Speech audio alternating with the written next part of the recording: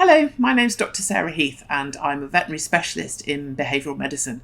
And in this video we're talking about the CALM programme, which is a behavioural modification plan for dogs who are either suffering from separation related problems or dogs where we want to prevent that from happening.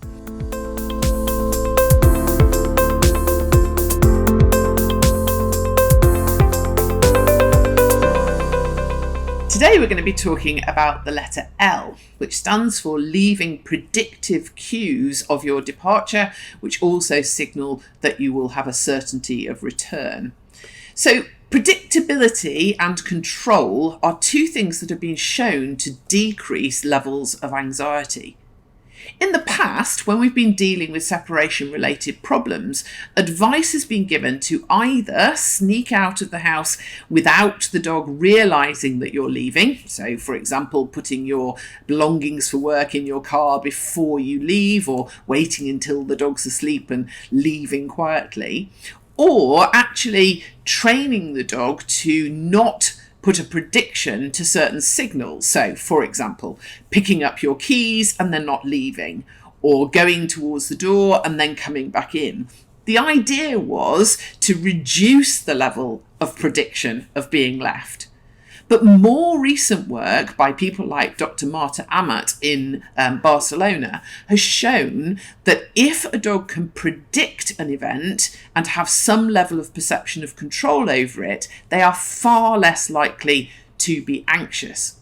Therefore, in the CALM programme, we think about increasing the predictability of the departure, and we do that by using a visual signal. If you have a dog who is suffering from separation-related problems, obviously the ideal thing is not to leave the dog alone. But we know that this just isn't realistic. There are times when you simply have to go out. And this is the first situation where we're going to use a predictive signal. Obviously, first of all, we're going to choose a safe and comfortable location for the dog to be left in, and we're going to make sure that there are resources such as water and toys and things to occupy the dog while you're not there. But then we're going to think about having a signal, a visual signal that we place on the door that you leave through, which becomes a predictor that the dog is about to be alone. This could be something as simple as a piece of white paper that you attach to the door. Then when you come home, you're going to remove that signal immediately so that the signal is only associated with not having company. As well as dealing with those times when you have to go out, the L in the CALM programme is also about learning to have different expectation of interaction with the caregiver when they're at home. This involves your dog learning how to be settled when you are not available, even though you're in the room. Maybe you're on the phone, or maybe you're cooking. You're doing things that mean you cannot directly engage with your dog at that moment. We want to teach them that those are the times when they need to choose to be settled.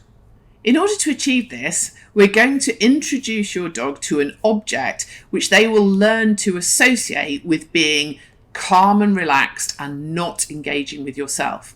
David Appleby introduced this concept, calling it the invisible dog signal. In effect, when this object is on display, it's as if your dog doesn't exist. If it wasn't there, you wouldn't be able to talk to the dog or play with the dog or interact with them.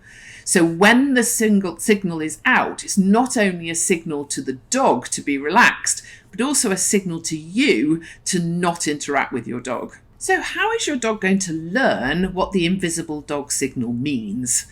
Well, first of all, you're going to need to select a signal that's different from the predictive cue that you are putting in the room when you have to go out. So we talked about the piece of white paper on the door. In this situation, this is going to be a different signal. It could be an object, for example. Obviously, make sure that it's something safe, something that couldn't cause your dog any harm, because eventually you'll be leaving your dog alone with the invisible dog. The next thing to think about is a training location. So for the introduction of the invisible dog, we're not going to leave the dog in the same location that you leave it when you have to go out. So select a different location, and you're going to start off by being in that room with your dog. The object, the invisible dog, is going to be used as a signal that you are not available. So if you sit down on the chair and you have a table beside you, place the object behind your back, maybe hidden by a cushion on the sofa, so it's not in view. When the object is hidden, engage with your dog. Talk to your dog calmly and quietly without increasing too much excitement. And then, mid-interaction, take the object from behind your back or the cushion and place it onto the table. As you do that, remember that the dog has disappeared. You can no longer talk to them or interact with them. So stay completely passive for about a second and then put the object back behind your back or under the cushion so it's no longer visible. As soon as you do that, make sure you re-engage with your dog. Talk to them again, stroke them, so that the appearance of the object means I'm not available, but the disappearance of the object means I'm back. Over the first few training sessions, the aim will be to gradually increase the amount of time that the invisible dog signal is out on display. So we said we were going to start with just a second. We then may put it out for 2 or 3 seconds before we put it away. Gradually, you're going to work up to this position where you'll put the object out and then maybe read a page of a book and then put the object away and re-engage with your dog. Remember to do this part very slowly. The aim is that as you put the invisible dog signal out, you notice your dog look at the object and then relax, lie down, stop trying to engage with you, because they can predict that you're about to be busy, you're about to read your book, or you're about to make a phone call. Once you've got to the point where the dog recognises the invisible dog signal, we're then going to start introducing it in a context of being left. Of course, we don't want to leave the dog for very long. I just want you to stand up, walk to the door, come back, sit down, and put the object away and say hello. The next stage will be to put the object out and go to the kitchen to make a cup of tea. Remember, your dog might follow you in that early stage, but the invisible dog signal means your dog doesn't exist. So even if they followed you, you won't be able to speak to them. Just make the cup of tea, go back to where you were sitting, and once you're sat, remove the object and then re-engage with your dog. As you carry on this process, you'll find that when you put the object out and you leave the room, your dog doesn't follow you because they need to be where the object is. When you put the object away, that is when you will start to engage with them. So there's no point in them following you. We're now going to move to the final part of the L of the CALM program. This is going to involve going back to the location that you leave your dog in when you have to go out.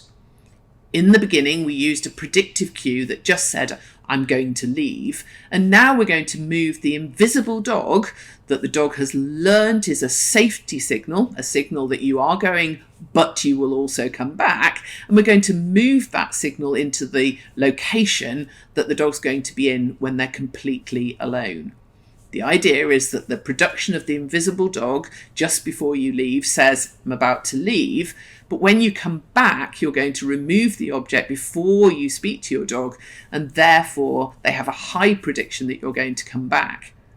Having predictability that departure is followed by the person coming home leads to a lowering of the level of anxiety.